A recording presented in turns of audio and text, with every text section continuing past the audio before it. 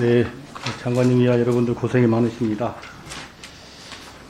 장관님, 예. 우리나라 전체 경지 면적은 작년에 159만 헥타르이고 이것은 7년 전인 2011년 169만 헥타르보다 10만 헥타르 감소했다고 그렇게 통계가 나와 있는데 알고 계시죠? 예. 전체 경지 면적이 휴경 농지는 얼마나 되는 것으로 파악을 하고 계십니까? 휴경 농지가 얼마나 됩니까? 저희들이 유교 농지가 한 13만 헥타르. 예, 유교 농지가 한 13만 헥타르. 아니, 통계청 자료에 의하면은 전체 3.8%인 6만 1천 헥타르 정도가 휴경 농지로 이렇게 나와 있습니다. 네, 그런데 2019년 기준 직불금 대상 농지는 125만 헥타르로 나와 있고요. 이게 휴경 농지를 합하면 131만 헥타르니까 그 차액이 난 28만 헥타르 정도가 사실상 이게 뭐 직불금을 못 받거나 사실상 농사를 짓지 않는 휴경 농지 위주로 지금 파악이 되고 있거든요. 그래서 통계에 나와 있는 휴경 농지 6만 헥타르보다 훨씬 많은 지금 휴경지가 농지 휴경 상태에 있다, 이런 것들을 지금 나타내준 수치를 보고 있고요.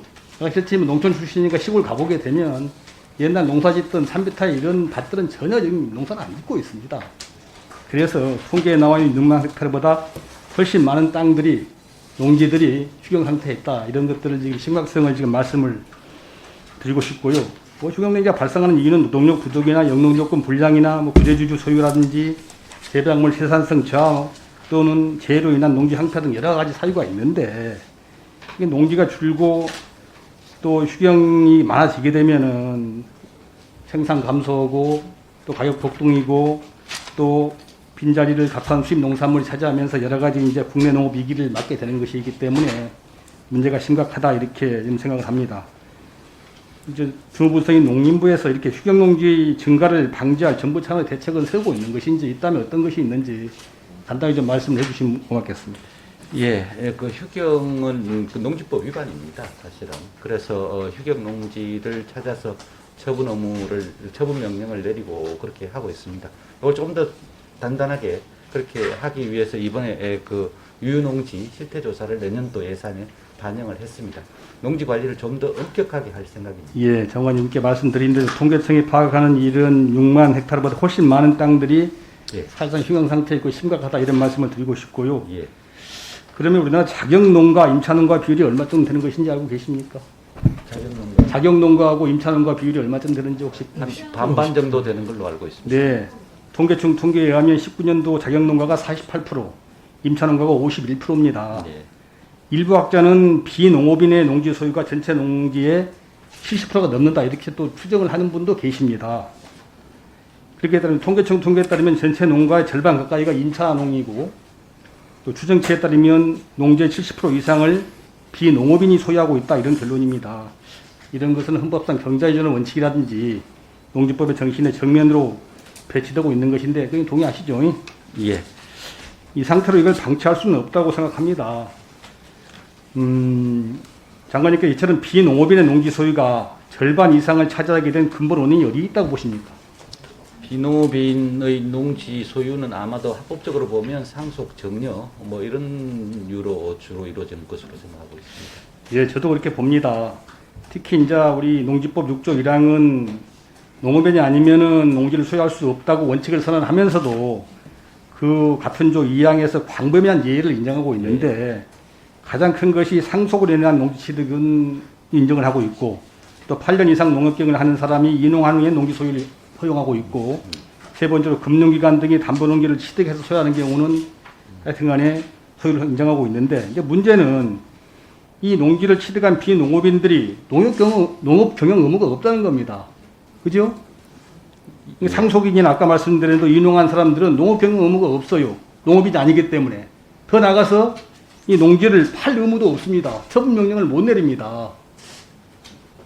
그래서 이게 이제 뭐 법원에서 대법원 판결까지 나왔는데, 이런 제도상 허점 때문에 사실상 지금 농촌은 고령화되고 있고, 그래서 상속이 많이 돌아가시면 상속이 이루어지고, 또 많은 부분 상속이 또 예정되어 있거든요.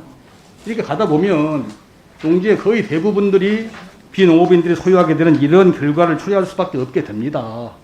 그래서 이제 근본적인 제도 개선책이 필요하다고 생각을 하는데 저는 아까 말씀드린 농지법을 고쳐서 아까 말씀드린 대로 상속으로 인한 농지취득 이거 10,000평방미터 안 넘어가면 그건 처분 의무가 없거든요. 맞습니다. 아까 말씀드린 대로 8년 이상 농업경 하던 사람이 인용한 경우에 소유한 경우 이 사람이 비농업인데도 자격 의무도 없고 또 처분 의무도 없어집니다.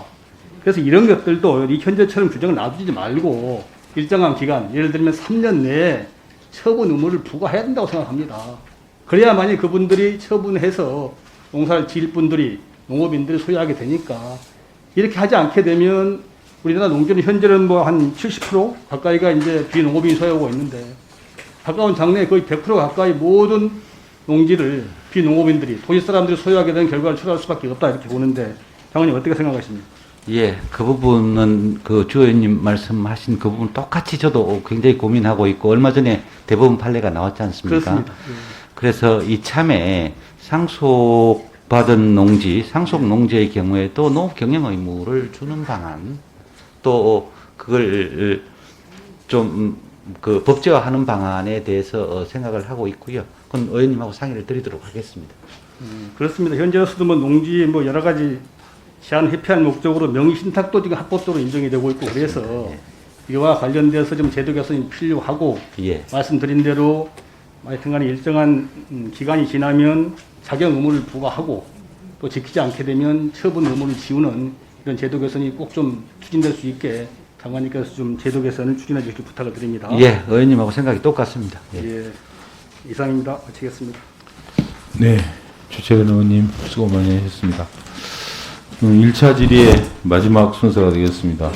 전남, 고흥, 보성, 장흥, 강진군 출신 존경하는 김승남 의원님 질의해 주시기 바랍니다.